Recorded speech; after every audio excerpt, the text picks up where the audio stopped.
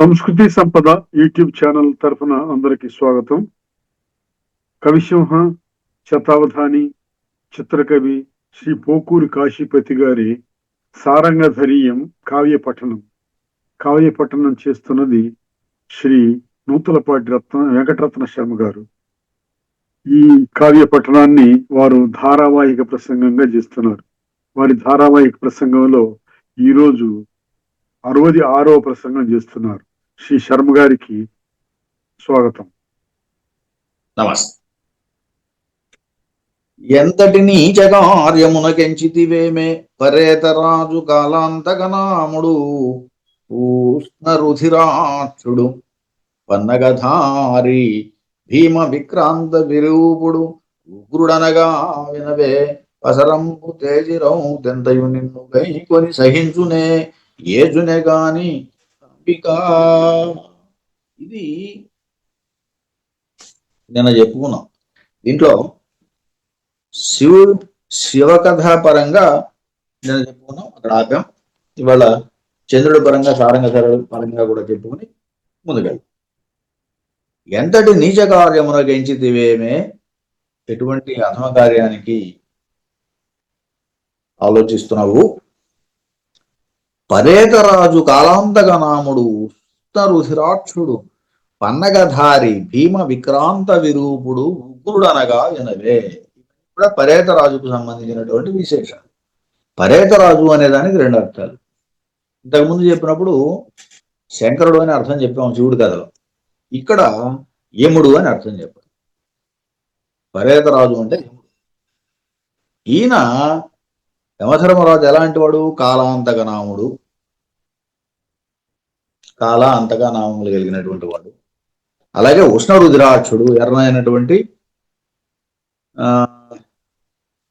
కన్నులు కలిగినటువంటి వాడు. ఉష్ణము అంటే వేడి, రుద్రము అంటే ఎర్రని కన్నులు కలిగినటువంటి వాడు. పన్నగధారి, నాగపాశం కలిగిన వాడు. అలాగే భీమ విక్రాంత విరూపుడు, భయంకరమైనటువంటి రూపం కలిగిన వాడు. ఉగ్రుడు, ఉగ్రం కలిగినటువంటి వాడు. అనగా వినవే. లోకులు ఇలా యముని గురించి చెబుతుండగా వినలేదా? పసరంపు తేజరవుతు, పైగా పసరంపు తేజరవుతు. ఆయన దున్నపోదనేకి తిరుగుతూ ఉంటాడు. ఆయన వాహనం పసరంపు తేజిరవుతు నిన్ను గైకోనినన్ ఎంతయున్ ఏచునే గాని సహించునే. నిన్ను కనుక చేజెక్కించుకున్నట్టయితే బాధ పెడతాడే గాని ఓర్చుకుంటాడా అని చెప్పి చంద్రుడి పరంగా చంద్రకథలో, అలాగే సారంగధరుడి పరంగా కూడా ఇప్పుడు చెప్పిన చంద్రకథకి ఎలా అయితే చెప్పామో అదేవిధంగా సారంగధరుడి కథ కూడా చెప్పుకోవాలి. ఇక్కడ మొదటి శివకథలో చెప్పినప్పుడు ఉగ్రశబ్దం కూడా శివుడికి చెల్లుతుంది. ఇక్కడ యముడికి ఉగ్రుడు అనే సామాన్య అర్థంలోనే చెల్లుతుంది. ఇలా ఈ 2 కథల్లో కూడా యముడి పరంగా చెప్పడం జరిగింది. పరేతరాజు అనే పదానికి అననాలించియు దేవీట్లనియన్ ఆర్యానం పరేతేషుడేచునే సారంగధరుండెపో వరదుడంచున్ ధిమణులు పల్కుటెల్లను వ్యర్థంబులే ఎంతో భీతిలెగవల్గన్ పాడియే ఊరి పావనమౌని శివసంగమం మరి కైవల్యంబుగా నెంచితిన్. శివసంగమమే కైవల్యంగా ఎంచుకున్నాను, అదే మోక్షంగా భావిస్తున్నాను అని చెప్పి పార్వతీదేవి శివుడు. శివసంగమమే మరి కైవల్యంబుగా నెంచితిన్. నువ్వు ఎలా భయపెట్టినా కూడా ఆ భయం ఏమీ నాకు లేదు. ఎందుకంటే అనన ఆలించు దేవి ఇట్లనియన్ ఆర్యా. అప్పుడు పార్వతీదేవి శివుడితో ఇలా అంటోంది, ఆర్య నన్ పరేతేషుడే ఏచునే. పరేతేషుడు, పరేతేషుడు అంటే ఏం చెప్పుకున్నాం? భూతేశుడు అయినటువంటి శంకరుడు. శివుడి కథలో శంకరుడే పరేదేశుడు అంటే. ఆయన నన్నెందుకు బాధ పెడతాడు? పైపెచ్చు సారంగధరుండెపో వరదుండు అని. వరాలను ఇచ్చేటువంటి వాడు సారంగధరుడనే కదా. శివుడు మూలాశంకరుడు అంటారు కదా, ఆయన మేలు చేస్తాడు, మంచి చేస్తాడు, హితవం చేస్తాడని కదా. వరదుడని కదా. వరదుడేపో సారంగధరుడు అని. అంచును ధీమణులు పలుకుటెల్లను వ్యర్థంబులే అని చాలా మంది పండితులు పలుకుతూ ఉంటారు కదయ్యా. అది వ్యర్థమా? వ్యర్థంబే భీతిలగా వాళ్ళకని పాడియే. ఈ రకంగా నేను భయపడేటట్టు మాట్లాడడం న్యాయమేనా? భీతిలగా వాళ్ళకన్ పాడియే. పాడియే అంటే న్యాయమా ధర్మం? భూరిపావనము ఈ శివసంగమంబే మది కైవల్యముగా నించితి. అందుకని ఏముంటుంది? భూరి పావనమౌ, మిక్కిలి పవిత్రుడైనటువంటి ఓ మౌని, భూరి పావన మౌని అంతవరకు.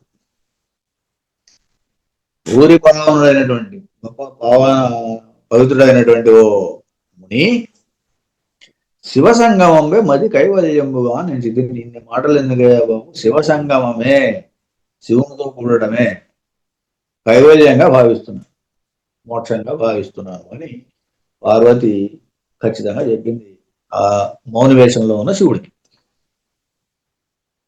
ఇది శివపరంగా. చంద్రుడు పరంగా పరేదేశుడు అన్నప్పుడు యముడు. ఆ దేవి ఇట్లని అంటే ఆ తార ఇట్లా అన్నది అని. ఏమని? ఆర్య నన్ను పరేదేశుడేచునే, నన్ను యముడు బాధిస్తాడా? సారంగధరుడైపోయో వరదుండంచున్ ధీమణులు పలుకుటెళ్ళడం వ్యర్థంబులే. ధీమణులంతా కూడా, బుద్ధిమంతులంతా కూడా సారంగధరుడే వరదుడు అని చెప్పారు. ఇక్కడ సారంగధరుడు అంటే చంద్రుడు, చంద్రుడే వరదుడు అని చెప్పారు. అలా చెబుతూ ఉండడం వ్యర్థమా? అవన్నీ వ్యర్థవాక్కులేనా? ఎంతో భీతలుగా పలికదే, భయపడేటట్టు పలుకుతున్నావు, న్యాయమా? భూరి పావనమౌ మిక్కిలి పవిత్రమైనటువంటి నీ శివసంగమము, నీ యొక్క శివ సంగమము అంటే మంగళకరమైనటువంటి సంగమము అని. కైవల్యముగా నేను దీన్ని మోక్షంగా ఎంచుతున్నాను అని బయటపడి తార చంద్రుడితో చెబుతాను. అలాగే సారంగధర కథలో కూడా ఇంతే. చిత్రాంగి సారంగధరుడితో అంటారు, సారంగధరుండే పో వరదుడంచున్ ధీమణులు పలుకుటెల్లను వ్యర్థంబులే. ఇక్కడ సారంగధరుడు అంటే పేరే అంతే. భీతిలుగా పలకన్ పాడియే, పరేదేశుడే అన్నప్పుడు యముడు ఆయన ఎందుకు బాధించడు అని చెప్పడం. అలాగే భూరి పావనము నీ శివ సంగమంబే, మిగిలి పవిత్రమైనటువంటి నీ యొక్క శివ సంగమము అన్నప్పుడు మంగళకరమైన కూడిక అని. అది కైవల్యముగా నించుతుంది మనసులో, మది కైవల్యముగా నించుతుంది. ఇట్లా అది మోక్షంతో సమానము అని అంటోంది ఎవరు? చిత్రాంగి. ఇలా 2-3 కథల్లో కూడా నాయికలు మాట్లాడి అనవిని ఆతడు ఇట్లా నీ నంబికను నీది ప్రసిద్ధ కీర్తికి ఈ పని తగదు. ఆ పరేతపది పాలబడన్ పగవారికైనా వద్దను నెడ ఇంకనేమను నోయంచు తదుక్తులు మాన్పన్ దేవి ఒయ్యన దరికేగా నా అతడు నిజాత్మను కనపరిచను ఆ స్థితిని. ఇప్పటిదాకా ఆయన కపట వేషంలోనే ఉన్నాడు, కపట యోగి వేషంలోనే ఉన్నాడు. ఆయన ప్రత్యేకించి ఇంకా పార్వతిని భయపెడుతూ రకరకాలుగా మాట్లాడుతున్నాడు. శివుడు యొక్క ఇదంతా చెప్పాడు. ఆయన 3 కన్నుల వాడు, పాముల ఆభరణంగా ఉంటాడు, ఇలా రకరకాలుగా అనాసక్తి కలిగేటట్టుగా.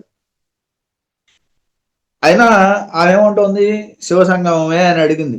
శివసంగమమే మరి కైవల్యంబుగా నేను చిత్తిందని చెప్పి నిర్ధారణకు వచ్చినట్టుగా చెప్పేసింది. ఆ మాట విన్న తర్వాత ఇంకేదో మాట్లాడుతున్నాడు కపట వేషంలో ఉన్న శివుడు, కపట యోగి వేషంలో ఉన్న శివుడు. ఏమంటున్నాడు?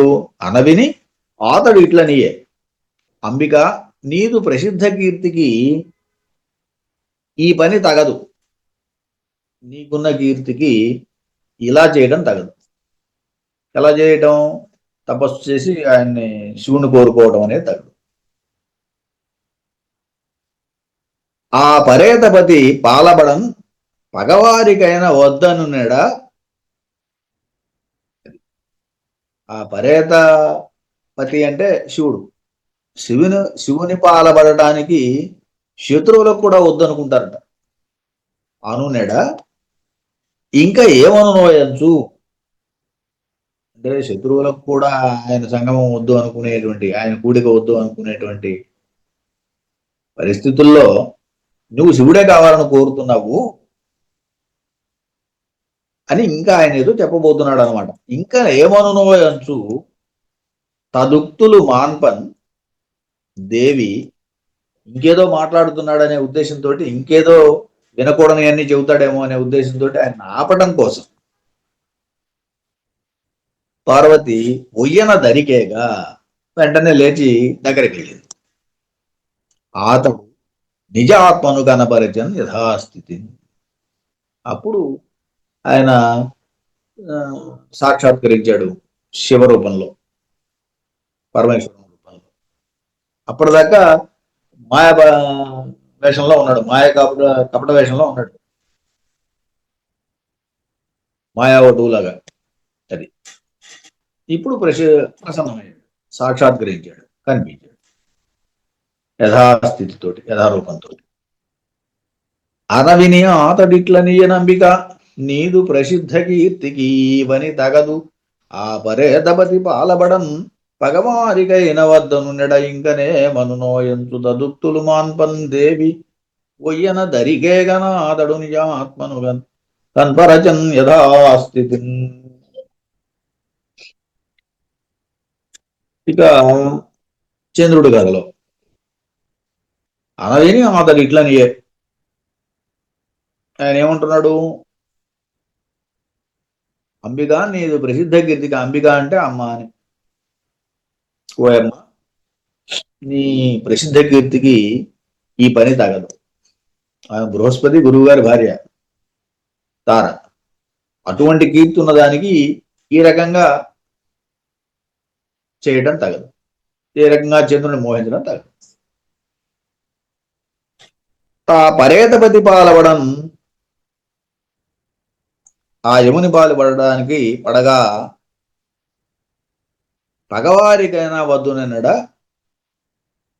శత్రువులకు కూడా వద్దనేటట్టుగా ఉండగా ఇంకా ఏమననోయంచు, ఇంకేం మాట్లాడతాడో అని చెప్పి తదుక్తులు మాన్పన్, ఆ మాటలు ఆపడానికి దేవి తార ఉయ్యన దరికేగన్ వెంటనే దగ్గరికి వెళ్ళగా అతడు నిజాత్మను కనపరిచన్ యథాస్థితిని ఆయన చంద్రుడి రూపంలో కనిపించాడు. అప్పటిదాకా ఆయన కూడా చంద్రుడు కాదు కదా, చంద్రుడి వేషంలో లేడు కదా, నిజ రూపాన్ని అప్పుడు ప్రదర్శించాడు చంద్రుడు కూడా అని. సారంగధరుడి దగ్గర కూడా ఇదే వృత్తాంతం. అక్కడ కూడా సారంగధరుడు చిత్రాంగికి దర్శనమిచ్చాడు. మామూలు వేషంలోనే ఉన్నాడు ఆయన సారంగధరుడు. కాకపోతే తను కూడా ఏదేదో మాట్లాడుతున్నప్పుడు ఆ మాటల్ని అడ్డుకుని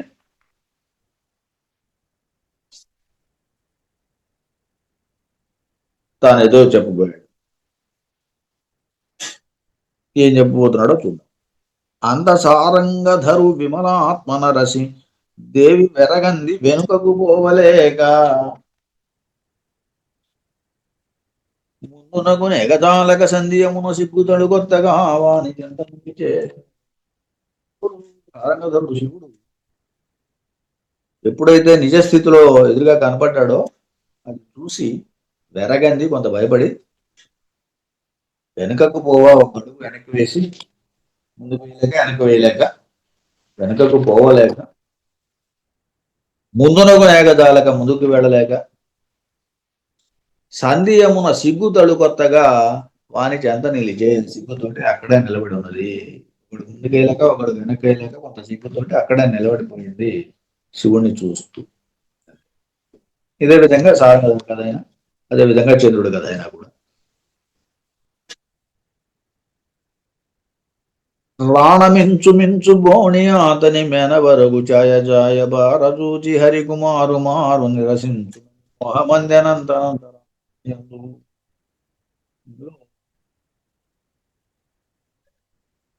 రెండు అక్షరాలు వెంటనే ప్రయోగించబడినటువంటి చేకానుప్రాస అలంకారం ఉన్నది.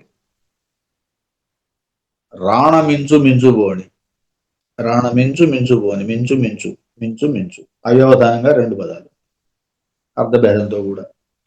రాణమించు మించు బోని, అలాగే మేన వరకు ఛాయ ఛాయ,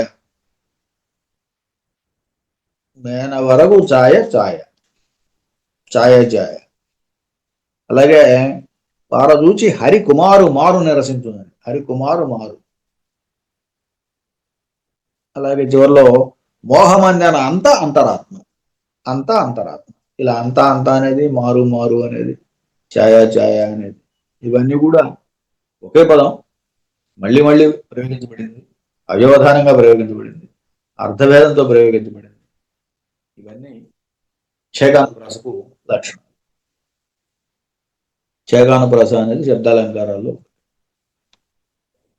ఇప్పుడు రాణమించు మించు బోణి చాలా గొప్పగా అతిశయించినటువంటి ఛాయ కలిగినటువంటి, కాంతి కలిగినటువంటి మించుబోణి. బోడి అనేది స్త్రీ వాచకం, సమాసంలో బోడి అనేది వస్తుంది. మించుబోణి అంటే విద్యుత్ కాంతి లాగా మంచి కాంతి కలిగినటువంటిది. అతని మేన వరకు ఛాయ ఛాయవార చూచి, అతని యొక్క మేన శరీరం మీద, శరీరం నందు పరగు కాంతి ఛాయ, ఛాయ ఛాయ అన్నప్పుడు రెండో ఛాయ అంటే ఆ వైపున అని, ఆ కాంతి వస్తున్న దిక్కుగా అని. ఛాయను ఛాయ పారజూచి, ఆ కాంతిని పారజూచి అని, ఆ శరీరం యొక్క కాంతి పారజూచి హరికుమారు మారు నిరసించునని, హరికుమారు మారు నిరసించునని. హరికుమారుడు ఎవరు? కుమారు మారు. హరికుమారుడు మన్మధుడు, మారుడు అని. మారుడు అంటే మన్మధుడు, కుమారుడు అంటే కొడుకు. కుమారు మారు ఎవరి యొక్క కుమారుడు? హరి. హరికుమారుడు అంటే మన్మధుడు. మన్మధుని నిరసించునని, ఆయన్ని కూడా తిరస్కరిస్తుందని. ఎవరి కాంతి? ఎదురుగా నిలబడేటువంటి శివుడనో చంద్రుడనో సారంగధరుడనో ఎవరు చెప్పినా వాళ్ళ యొక్క కాంతి హరి యొక్క కొడుకు అయినటువంటి మన్మధుని కాంతిని నిరసిస్తుంది అని. ఎందుకుని? మన్మధుడు కూడా నిలవనుందని, నల్లగా ఉంటాడని. నిరసించుడని మోహమందేనంత అంతరాత్మయందు, అంతరాత్మయందు మనసునందు మోహం అందిందట, మోహాన్ని పొందింది అని చెప్పేసి చెబుతాడు. ఇలా ముగ్గురి కథల్లోనూ ఇంతే ఉంది. దేహకాంతిని, మన్మధుని యొక్క దేహకాంతిని తిరస్కరిస్తున్నట్టున్నటువంటి దేహకాంతి కలిగినటువంటి శివుడనో సారంగధరుడనో చంద్రుడనో, అది చూసి ఆ అంతరాత్మ మోహాన్ని పొందింది అని చెప్పేసి నాయకుల పరంగా పార్వతైన, తారాయణ, చిత్రాయన. చిగురుంబోడిగినప్పుడు మై పులకరించన్, రోమ సందేహముల్ గౌరించన్, భ్రమముద్భవించే కుచయుగ్మంబుబ్బి పయ్యండ జారగనై కంచుగ బంధమం బిగిసే ధర్మంబుల్లలాటంబునం జగజారంగదొడంగనౌరే మదనార్తిందాటగాశిక్యమే. ఇక్కడ అర్థాంతర న్యాసాలంకారం ఉంది, శబ్దాలంకారం కాదు, ఇది అర్థాలంకారం. ఇందులో అర్థాంతర న్యాసం ఒక విశేషాన్ని చెప్పాడు, దాన్ని మదనార్తిని దాటంగా శక్యమే అనే దాంతో సమర్థించాడు. ఆ విశేషం ఏమిటంటే, అక్కడ శృంగారంలో కలిగేటువంటి చేష్టలన్నీ కూడా ఆ పైన వర్ణించాడు. వాటిని మదనార్తిని దాటగా శక్యమే అనే దాంతో సమర్థించారు. అందువల్ల అర్థాంతర్న్యాస అలంకారం. సరే, ఇక్కడ మనం ప్రధానంగా చూడాల్సింది ఏంటంటే అక్కరము ఎలా ఉన్నదో ఒకసారి చూద్దాం. సాధారణంగా అలంకారిక గ్రంథాల్లో ఈ వరుసంతా ఉంటాయి. చూడటం, పులకలు, అట్లాగే భ్రమపడటం, తర్వాత మేన పులకలు, తర్వాత చెమటలు, ఇలాంటివన్నీ కూడా దాంట్లో చూపుతారు. ఆ స్థాయి భావాలకు సంబంధించినటువంటి వాటిలో అనేకమైన చేష్టలన్నీ చెబుతారు. ఇది అలంకారిక శాస్త్రానికి సంబంధించిన అంశం. ఇక్కడ ఆ క్రమాన్ని ఆయన చెబుతున్నాడు. రోమాంచో విస్మయోత్సాహ హర్షాద్ వైస్తత్ర విక్రియా రోమోద్గమో ముఖోల్లాస గాత్ర సంస్పర్శనాదయ, ఇవి రోమాంచ లక్షణం. ఇలాంటివన్నీ దీంట్లో చెప్పాడు. అవి ఏమేమి అని చెప్పడానికి లోకోత్తర పదార్థానామ పూర్వాలోకనాదిభి విస్తారశ్చేతనోయస్తు విస్మయస్స నిగజ్యతే క్రియాస్తత్రాక్షి విస్తార సాధూక్తి పులకాదయ అని విస్మయ లక్షణం చెప్పాడు. ఇలా విస్మయ లక్షణాన్ని, అలాగే రోమాంచ లక్షణాలని, ఇవన్నీ కూడా సంస్కృత అలంకారికులు చెప్పినటువంటివి. వాటిని నేను ప్రస్తావించారు ఈ పద్యంలో. దానికోసం అవి చెప్పాల్సి వచ్చింది. సరే, ఇక్కడ ఏం జరిగిందో చూద్దాం. చిగురంబోడిగినప్పుడు మై పులకరించాను, శరీరం పులకరించింది. ఎవరిని చూడగానే? శివపరంగా శివుని చూడగానే, శివకథ పరంగా. చంద్రుడి కథ పరంగా అయితే చంద్రుని చూడగానే, సారంగధరుడి పరంగా అయితే సారంగధరుని చూడగానే. సమీపమున గరిగి రోమ సందోహములు గగురించను, రోమ సందోహములు, రోమాలు లెక్కపడుతున్నాయని. ఆ తర్వాత భ్రమమోద్భవించను, భ్రమ కలిగింది. ఆ తర్వాత కుచయుగ్మము ఉప్పి పై అంటం చారగా నై కంచుక బంధమును బిగిసే. సరే, కుచయుగ్మము ఉబ్బింది అన్నాడు, పైన వేసే పైడ జారుతోంది. అలా కంచుక బంధమును బిగిసే అన్నాడు. కంచుకము అంటే రవిక, అది కొంత టైట్ అయింది అన్నాడు. కంచుక బంధమును బిగిసెను. ఘర్మంబుల్, ఇవన్నీ కూడా శృంగార భావాల్లో ఇవన్నీ. ఘర్మంబుల్ లలాటమునం దిగజారంగా దొడంగే, చెమట బిందువులు లలాటం మీద దిగజారుతున్నాయట. ఔరే మదనార్తిని దాటగా శక్యమే. ఈ లక్షణాలన్నీ కూడా మదనార్తి వల్ల వచ్చినాయి అని. మన్మథ తాపం, మన్మథ ఆర్తితో వచ్చినాయి. ఆర్తి అంటే ఒక రకంగా బాధ అని, మన్మథార్తి మన్మధుని యొక్క కోరికతో వచ్చినాయి అని చెప్పుకోవాలి. ఇలా ఇవన్నీ కూడా సహజంగా వచ్చేవే అయినప్పటికీ ఇక్కడ ఏం జరిగిందంటే కవి సమయాన్ని సహజంగా వచ్చేటువంటి వాటిని రెండు కలిపి చెప్పడం జరిగింది. ఇందులో కొంత కవి సమయం ఉన్నది, అలాగే లోకానుభవంలో ఉండేటువంటి వాటిని కూడా జోడించి చెప్పడం జరిగింది ఈ పద్యం. అందుకే ఇది వ్యవహారం అయిపోయింది, వ్యవహారిక భాషలోకి వచ్చేసినట్టు అయింది. చిగురం పోడిగినప్పుడు మై పులకరించను, మై అంటే శరీరము, పులకరించను. రోమ సందేహములు గౌరించను, రోమాలు గౌరుబాటు పొందిని. భ్రమం ఉద్భవించను, భ్రమ కలిగింది. కుచయుగ్మము ఉప్పి పై అంట జారగనై కంచుక బంధమును బిగిశాను. కంచుక బంధం బిగిసిందట, అందువల్ల పైట జారిందట. కర్మంబులు లలాటంబునం దిగజారంగా తొడంగే, చెమట బిందువులు కూడా నుదుటి నుంచి కారడం వల్లని. ఔరే మదన ఆర్తిని దాటగా శక్యమే. ఇవన్నీ కూడా మదన విజృంభణ వల్ల జరిగినాయి అని చెప్పడం. ఇది తప్పించుకోవడం ఎవరికి సాధ్యం కాదు అని సమర్థన. అంతనాదేవి మూర్ఛవచ్చులో మాత్రము ఆపుకొని తెప్పరిది మరియును.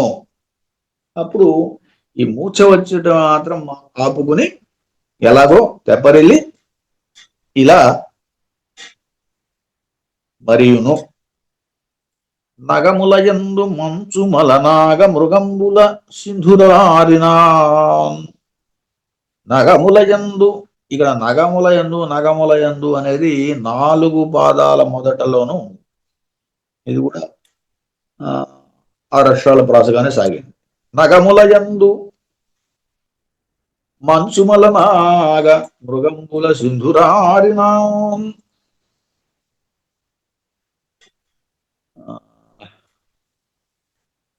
నగముల యందు అంటే మంచుమల అని పక్కన అన్నాడు కాబట్టి కొండల యందు అని చెప్పుకోవాలి. నగము అంటే నగచ్చితి నగ అని, కదలనది నగము, కొండ, పర్వతం.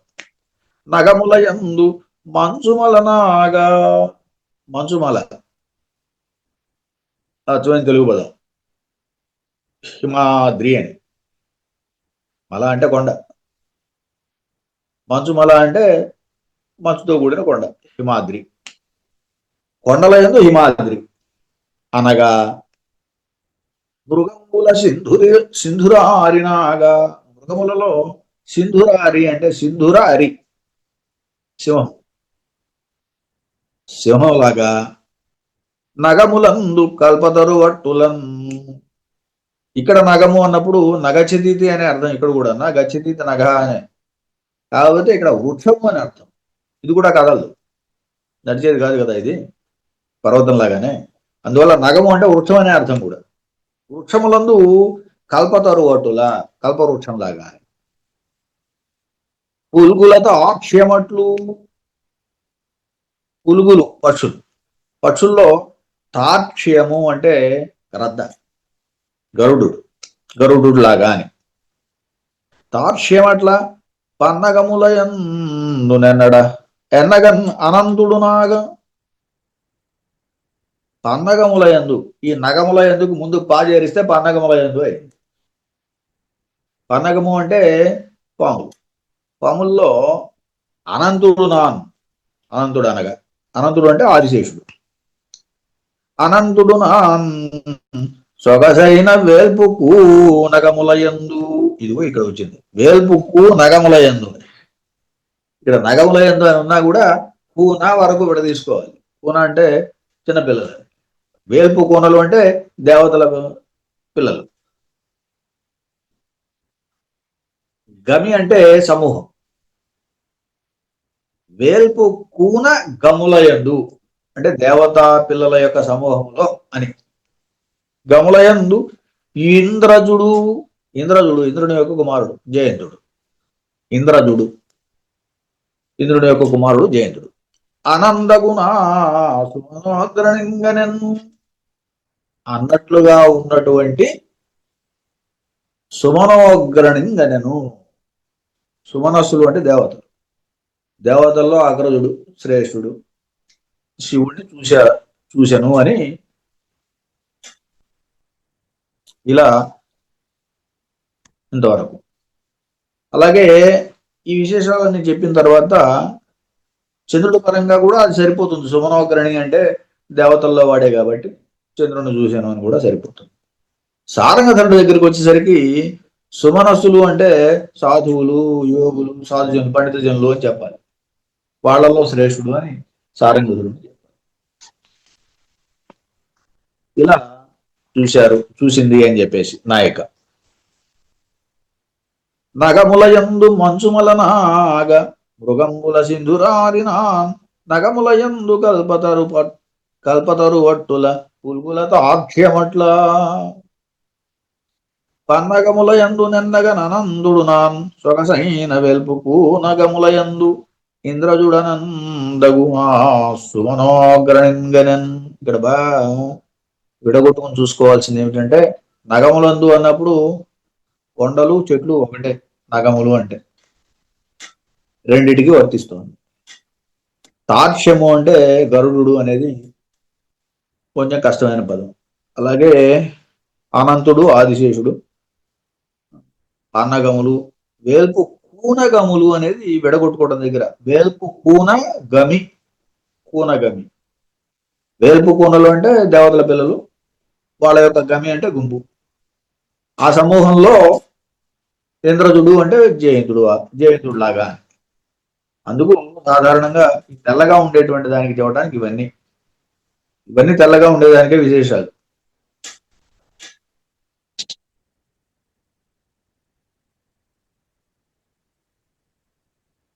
సరే, మిగతాది రేపు చూద్దాం. స్వస్తి. కవిసింహం శ్రీ పోకూరి కాశీపతి గారి సారంగధర్య కావ్య పఠనం గావించిన శ్రీ నూతలపాటి వెంకటరత్న శర్మ గారికి ధన్యవాదాలు.